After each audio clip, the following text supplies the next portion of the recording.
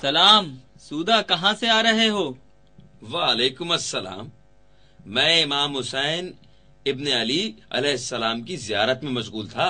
امام حسین ابن علی علیہ السلام کی زیارت؟ ہاں ہاں، کیوں؟ تعجب کی بات کیا ہے؟ حیرت کیوں ہوئی؟ میری حیرت کی وجہ یہ ہے کہ کربلا تک کئی فرسنگ راہ ہے۔ میرا مطلب ہے کہ کافی دور کا فاصلہ ہے، اور میں نے کل ہی تمہیں بازار میں دیکھا تھا۔ میں ہر روز ایک بار فرزند زہرا کی زیارت کرتا ہوں۔ آخر کیسے؟ کہیں ایسا تو نہیں کہ تم اس مقام اور مرتبے پر پہنچ گئے ہو کہ طی العرض کرتے ہو؟ طی العرض؟ ارے نہیں، یہ ایک لمبی داستان ہے، آؤ میں تمہیں بتاؤں۔ ایک روز ایک نہر کے کنارے مولا حضرت صادق علیہ السلام کے پاس تھا۔ انہوں نے فرمایا، اے سودا، کیا تم میرے جد حسین ابن علی کی قبر مبارک کی ہر روز زیارت کرتے ہو؟ نہیں ابن رسول اللہ۔ کیسے جفاکار ہو تم! کیا ہر جمعے کو ان حضرت کی زیارت کرتے ہو؟ آپ کے قربان جاؤں، نہیں جاتا ہوں۔ کیا ہر مہینے اس کام کو انجام دیتے ہو؟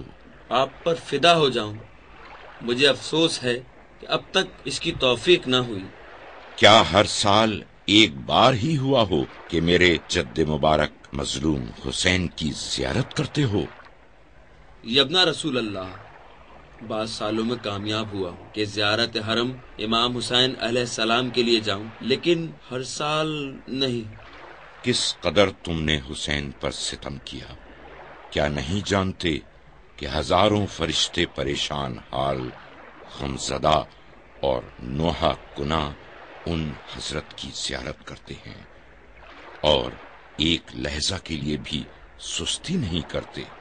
اے سودا، تمہیں بھی چاہیے کہ قبر حسین کی ہر روز ایک مرتبہ اور ہر جمعے 5 بار زیارت کرو۔ آپ کے قربان جاؤں، میرے گھر اور حرم مطہر کے درمیان فاصلہ بہت زیادہ ہے۔ اے سودا، جب چاہو کہ میرے جد مولا حسین کی زیارت کرو تو اپنے گھر کی چھت پر جاؤ، پھر دائیں اور بائیں جانب نگاہ کرو، اپنے سر کو آسمان کی جانب بلند کرو، اور پھر ان حضرت کی زیارت کی نیت سے اپنے چہرے کو کربلا کی سمت کرو اور کہو، السلام علیکہ یا ابا عبداللہ، السلام علیکہ ورحمۃ اللہ وبرکاتہ۔ اس صورت میں تم نے امام حسین کی زیارت کر لی ہے اور ایک حج اور ایک عمرے کے برابر ثواب حاصل کر لیا ہے۔